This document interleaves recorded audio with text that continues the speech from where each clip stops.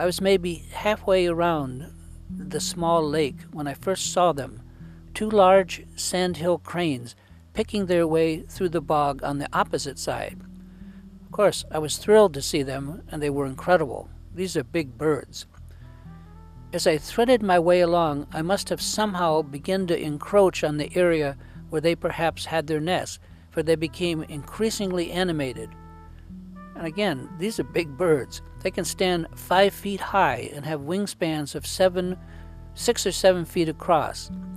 And their eye was on me, and they were not just looking at me, they were moving in circles around me. Many of the bushes on the bog were several feet high, so I could not always see the cranes, but I could hear their frightening calls.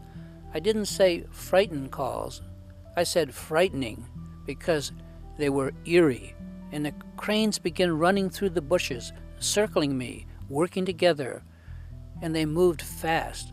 Much of the time, all I could see through the gaps in the bushes perhaps was a sideways profile of one of their heads as it circled me. I could see one bird as it ran through the bushes on my right, and then suddenly on my left was the other bird, circling in the other direction. I was constantly off balance, and I had to watch my every step lest I step into muck so deep that I would begin to sink down in it. And I was carrying over $12,000 worth of camera equipment, not to mention my life. Or one of the birds would rise into the air, cut directly across my path, only a few feet in front of me, and then disappear into the bushes and begin running around me again. And the cries were now getting really scary. At some point, I began to feel like I was being stalked, and visions of the movie Jurassic Park and velociraptors came to mind. These were large birds, and they didn't like me, and it was easy to see how birds were once reptile-like creatures. Well, that's as far as it went. I finally managed to plot a course through the bog that apparently took me away from their nest area. All the time I was moving one gooey, deep step at a time, very, very slowly through the muck. Anyway, I finally got out of there, found my way back to the car, and drove to the nearest town. By this time it was beginning to be clear that my tooth was not going to just calm down, but instead was only getting worse. I had super-strength ibuprofen and even some Vicodin that they'd given me, so I had to dip into those a bit. And this was just the first morning of the first day of a 5-day journey. I had to decide then and there what I would do. I went to visit some friends at their home near where I was at. Here I was safe in a nice home in a town only a few hours from my home. But I had the strange experience of feeling that I was somehow embedded in a scene at which I was no longer fully present. It was like a dream or the set for a movie in which I was an actor. I was kind of leaning out of it, like you might lean out the back door to get a breath of fresh air. Something had stirred or moved inside of me that day, and I was damned if I could figure out what it was. Somewhere back there, I had lost my incentive, lost my direction. Something had changed at the core. Yet, by tomorrow I was supposed to be at the tip of the top of the Upper Peninsula, hours from where I was now, and miles from any town, much less a hospital, far out on a remote bog, and the temperatures there were predicted to be very cold, even for a spring day. After all, way up there it was still hardly spring. In the end, the throbbing of my tooth and those little sharp spasms of shooting pain told me that marching through a bog miles from anywhere might not be the time to try and push this 67-year-old physical envelope. As it turned out, this was the right decision because the second round of antibiotics, with its very large dose, also failed to do the trick. My abscess overcame all attempts to control it and spread much farther, moving into the bone of my lower jaw. In the end, the tooth had to be extracted and the jaw treated. And I only tell this longish story because this became a real turning point for me. Let's see if I can explain it. Like so many times in my past, once again I had managed to confuse the inside with the outside, the important with the unessential. What was going on over the last year was that I was using the outside, that's nature, to look at the inside, my mind. And I had fallen into the mistake of confusing the two. Since it was through the nature that I was realizing my mind, I began to elevate natural history as the goal or object of my passion, when really it was only the means through which I was experiencing my mind's nature, which is my real passion. Anyway, I hope that makes sense. Here I was upscaling my nature trips, when all they were to me in the end were the lens or means through which I was viewing the mind. And here I was buying more equipment, planning longer and more extensive trips, and ordering every kind of field guide I did not already have, and I had a lot. Anyway, this all changed, and that early morning face-off with the Sandhill Cranes was perhaps the turning point. That experience was thrilling, and it was not really all that scary, so I was not scared off by what happened there, but something else did snap around that time. After that, I began to realize I was unnecessarily further complicating my life with all these lenses and nature trips, when what I wanted to do was simplify it. I was extruding the naturalist in me at the expense of the simple clarity of resting my mind. And it was the clarity of the mind that I was in love with, as seen through the lens of nature.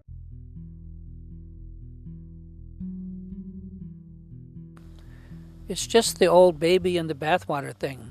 I had once again confused the two, but I'm getting a little ahead of myself. Let me summarize.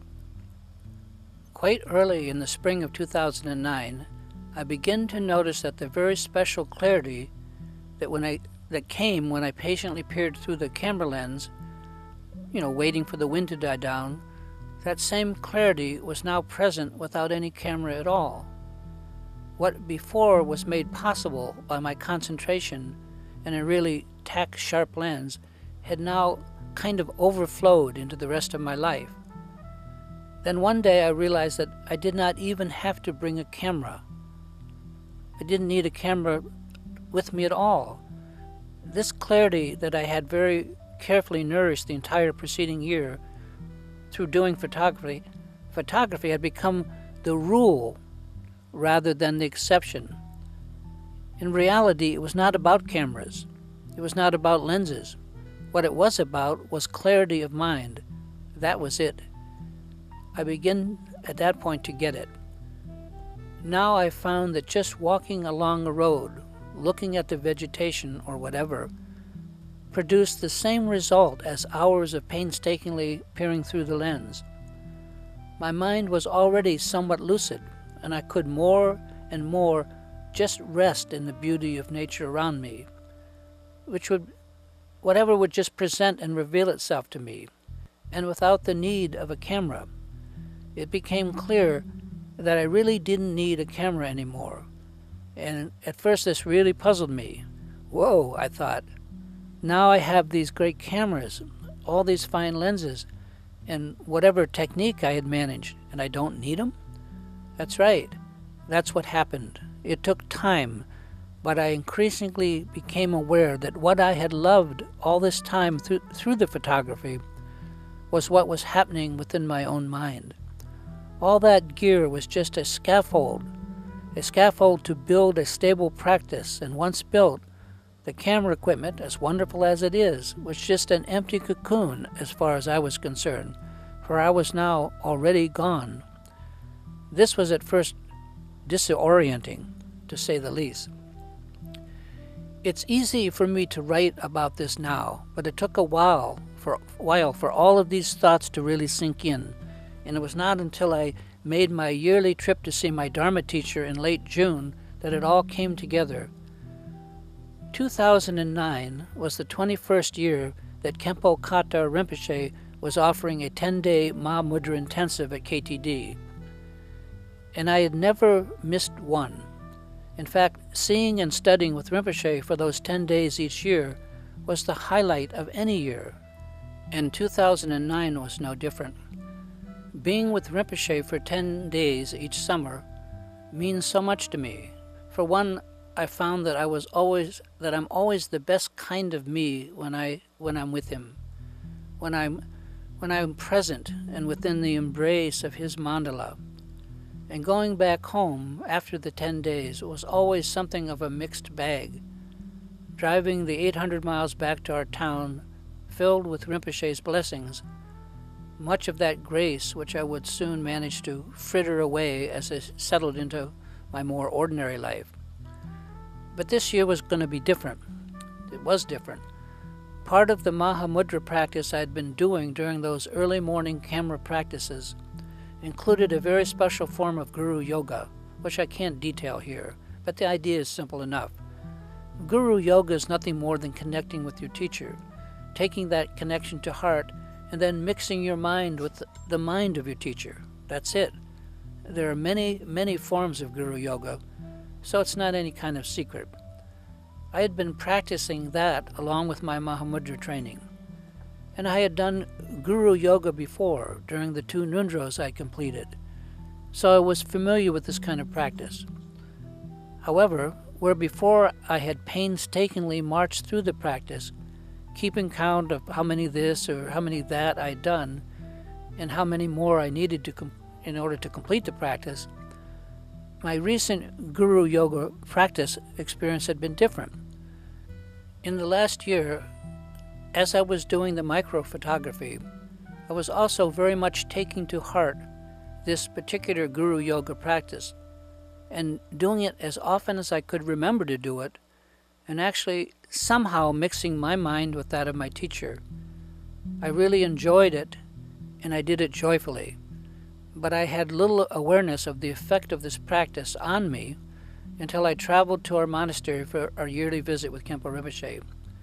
As mentioned, it's always a joy to see Rinpoche again and to be in his presence. I am instantly at my best, and I like being that way. But this year was different. When I arrived, of course I was thrilled to see him, as always. It is great just to be in the same room with him. But this year, there was a change. I soon realized I did not feel any better in his presence than I did before I had left home to see him. Keep in mind that I had been feeling pretty good at home.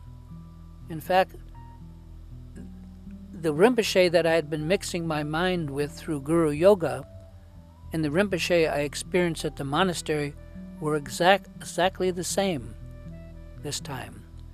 I didn't get it at first, but over time, while I was with him, I understood that somehow my practice had brought Rinpoche from out there in the world, out in that monastery in New York, into here in my heart. Now they were, in many respects, maybe most respects, at least as far as I know, they were one and the same. Rinpoche had been mixed to some degree with my own mind. This is not to say that I'm like Rinpoche, certainly not, but rather to say that whatever I was back home on my own, with my relation to Rinpoche at a distance, that now, when I was with him again in person, they were the same. He was with me as much at home as when I was with him at the teachings. Wow! A fear I had always had was, what's going to happen to me when Rinpoche someday passes on and I'm left alone in the world without him to be with? That's a terrifying thought. Sure, there are many fine Rinpoches out there that I could work with, but there's no replacement for your root Lama, the one who cared enough to accept you just as you were and put up with you until you could learn a little Dharma. Somehow, in this last year, I had, at least to some degree, internalized Rinpoche and made him a part of me forever. It was clear to me that it was the heartfelt Guru Yoga that I had been doing as part of my Mahamudra practice that it had made this possible. How incredible!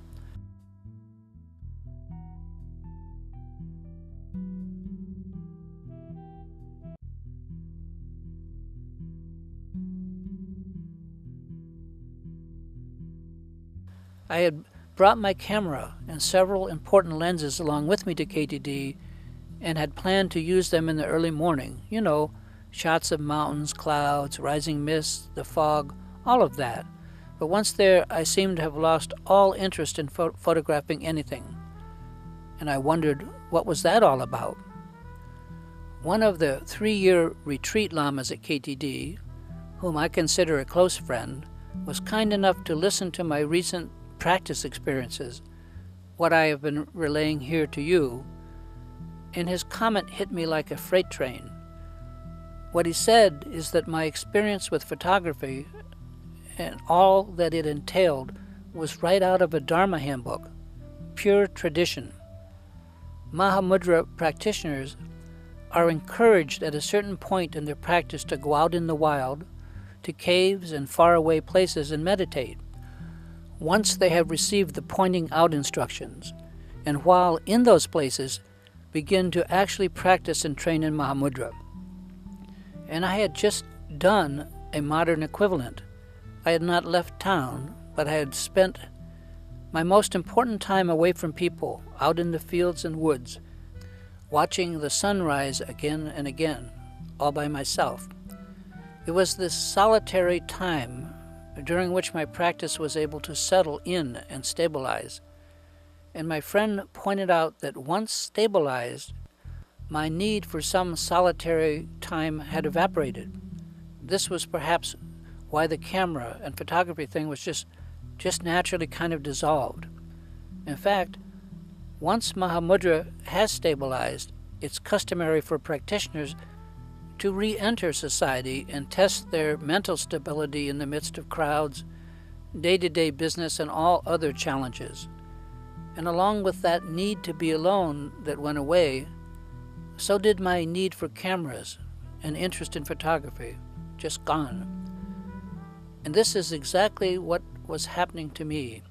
I didn't need to be alone any longer, and I was in the process of separating the baby from the bathwater.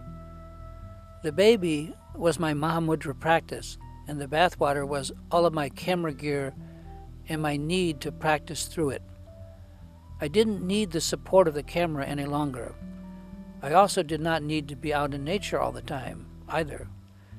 It is not that I did not appreciate natural beauty any longer, it just made no difference to me where I was.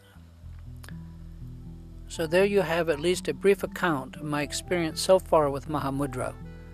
Of course, now I am just on the first step of a long journey to learn and somehow, someday, master Mahamudra. And although I'm not yet enlightened in any way, I at least understand something about what I have to accomplish and something about how to go about doing just that.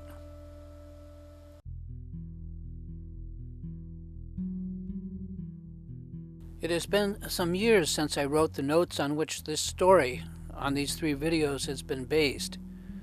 In the end, I did not give up photography, but after a spell, I went on to become even more dedicated to it, eventually ending up as a close-up and macro photography mentor on one of the finest professional photography lens websites on the internet. I spent too much time trying to explain to other photographers that the process of using the mind in photography, the process was more important than the resulting photographs, and that process actually improved those photographs. As for the mind training itself, once started through my experience with close-up photography and melded through that quite incredible time, the ability to rest the mind in photographing nature gradually spread to almost any concentrated effort. While I thought that photography was falling away, just as the scaffolding of a building is taken down, actually it makes no difference. No need to remove, and I still do photography whenever I like. But the clarity of resting the mind gradually began to appear, first when I wrote, and of course in programming computers, because I've done that so long, and even in putting these little videos together. The clear mind is portable. It can be directed wherever we wish. Just as on our computer screens, using a mouse, we can place the cursor wherever we wish on the screen. Take our hand away, and the cursor just stays there. The mind is like that. We can rest the mind in whatever we do, and it will stay there, clear and luminous. I put all of this together in hope that some of this might be of use to others. As far as I know, nothing of what I have shared is secret, and my teacher is aware of my experiences. Of course, he was the first person I told. There are a number of other Spirit Groove videos that are Dharma related, as well as a few free ebooks on Dharma, which will be mentioned in the outro here. I also can be reached at this email. May any value that comes from this effort be dedicated to help all sentient beings find true joy and happiness sooner than later.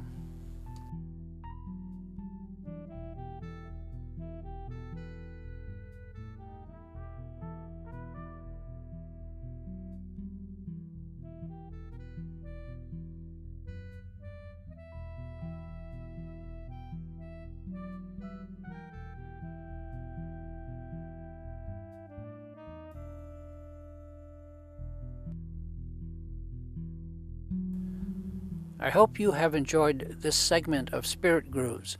If you'd like to read further on awareness, please see my free ebooks on astrologyland.com. Look for the book link in the middle of the page. My name is Michael Erlewine, and I curate what is probably the largest library of astrology in the world, the Heart Center Library. I hope you have enjoyed this segment of Spirit Grooves, and I look forward to seeing you again soon.